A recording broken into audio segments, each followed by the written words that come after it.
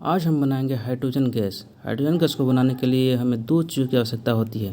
पहला चीज़ है caustic soda, जिसे हम लोग सोडियम हाइड्रोक्साइड बोलते हैं, और दूसरा चीज़ है एल्युमिनियम, लेकिन यहाँ पर हम लोग यूज़ करेंगे एल्युमिनियम फॉयल का। हम एक बोतल लेंगे और उसमें सोडियम हाइड्रोक्साइड का और पानी का घोल तैयार करेंगे। घोल तैयार हो जाने के बाद उसमें हम एल्युमिनियम फॉयल का टुकड़ा डालेंगे और उसके बाद रिएक्शन होने तक इंतज़ार करेंगे। और इसमें एक्सोथर्मिक रिएक्शन होता है। एक्सोथर्मिक रिएक्शन के बाद सोडियम एल्यूमिनेट बनाता है।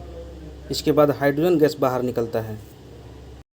हाइड्रोजन गैस बनने तक हम लोग इंतज़ार करते हैं और देखते हैं आगे क्या होता है।